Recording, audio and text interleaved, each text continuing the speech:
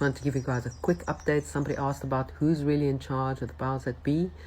I'm just going to take you guys back a couple of centuries. I'm not going to dive all the way back to where it all started, because that's a whole nother story. But I think it's relevant to go back a couple of centuries, back to the 10th century. There was a country called Khazarian, okay, in Europe. They are located in a place that we know today as the Ukraine, in the countryside of the Ukraine, to be exact. They were very problematic. They were killing, raping, pillaging those countries around them, and anyone who traveled through their country, they were literally just impossible. Let's just say they weren't quite human. Finally, the countries around them had enough, and especially the Russians, and they said, we're either going to take you out altogether, or you're going to choose a religion, and you're going to abide by the rules of that religion. You can choose Christianity, Judaism, or Islam. Well, the king chose Judaism. That was kind of in the middle. They thought that would be a good one. The problem was they were never really going to be true Jewish, or they were never really going to practice Judaism. They were just going to hide behind it. It would be a very good cover, right? And they were going to slowly infiltrate the world and all aspects of it. So not to go into all of the history, but just to let you know, pretty much, what we know of the Nazis and all of these guys kind of were connected to the Khazarians. Now, the Khazarians are still alive and well today. We just don't know them as Khazarians. They are a bunch of people, mostly hiding behind the Jewish people, the good Jewish people, but not only. They've also infiltrated organizations like the Catholic Church, all of the religions that we have today, to be honest, all of the major religions. And they're very much still practicing what they do. And their bloodline goes all the way back to Babylonian. They worship a god called Baal, and they're basically Satanists. So they really are, and they really believe in that. Let's just say the bloodline doesn't give them a lot of, they don't have things like empathy, they can't create, they don't have their own energy, so they feed off the loosh of other people. And they've literally infiltrated the entire globe, the entire planet.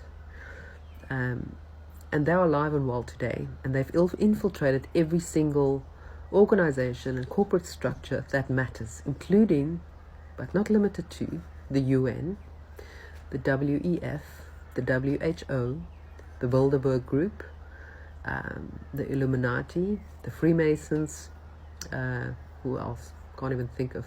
But basically all of those organizations, a lot of NGOs.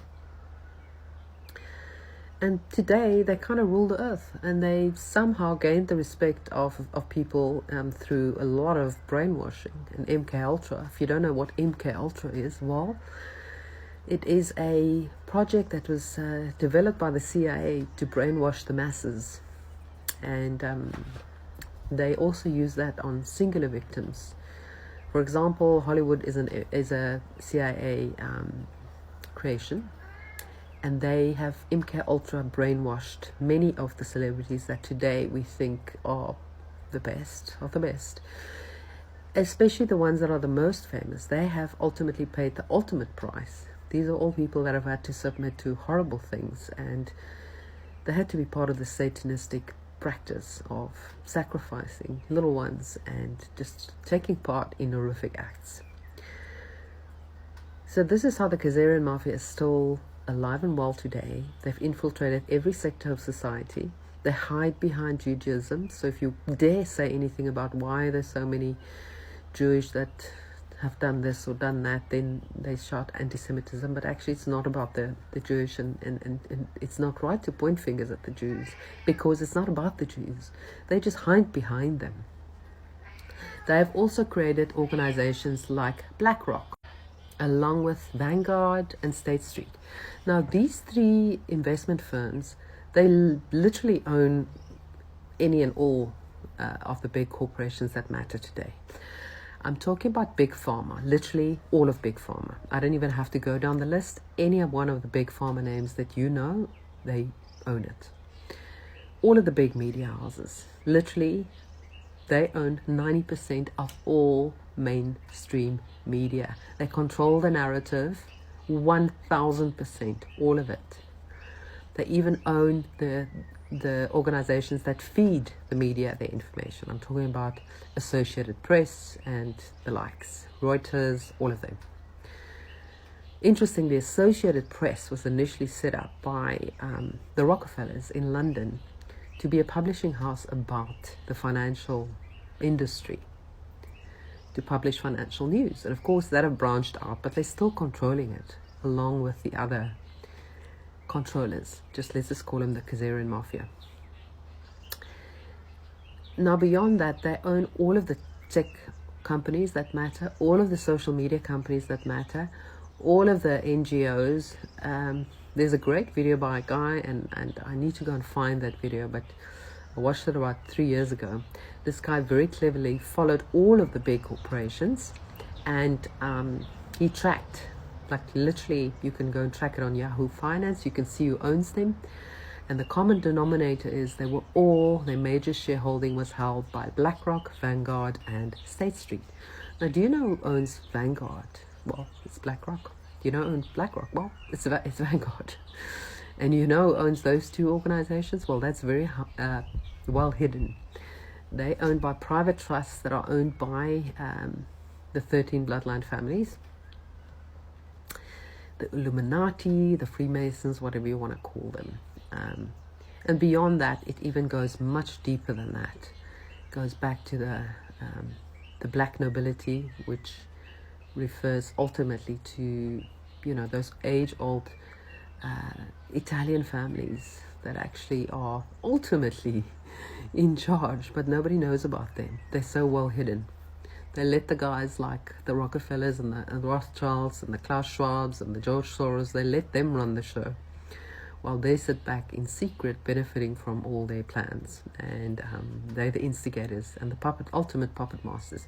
Not the ultimate puppet masters, because actually the ultimate puppet masters are not even from this planet. But that's a whole nother discussion. We'll get to that on another day. I think the audience here is quite mixed, so I'm not going to go into too deep now, because I know a lot of you are recently awakened.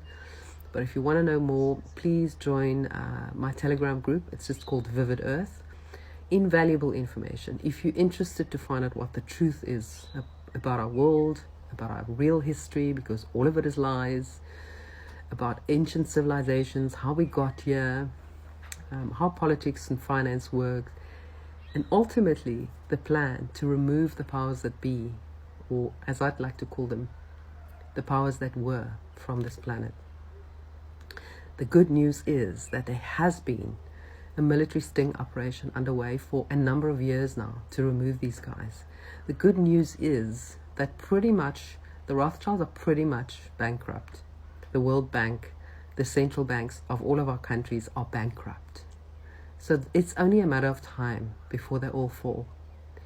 You can see a lot of disclosure coming out now, especially the US. Why do we focus so much on the US? Because that's where the center point of the corruption lies. When the dominoes start falling in the US, you can expect it to start falling in the rest of the world. So the US is very important. It's a very important part of this military sting operation. The good news is that there are an alliance of white hats on earth busy with taking the power back and bringing the power back to the people. All of those systems are busy crumbling. The banking system, the financial system, our political system, our legal system, all of it is crumbling. Ultimately, we're not going to have political parties anymore. It's just a matter of time. So you might as well not waste your time and support any of these clowns anymore, because literally they're just there to distract us. What have they said for the longest time? Give them bread and circus. Do you know what that means? Give us entertainment that's going to distract and keep us busy and keep us away from the truth, and give us like little crumbs to nibble on to keep us busy and distracted. Well, no more. We have waken up to the truth, and we'll never go back to sleep. We the people, we are the 99%. Do you realize they are the 1%? When we hold hands and come together, that's when it all changes. So we need to participate, and together we win, guys. We win.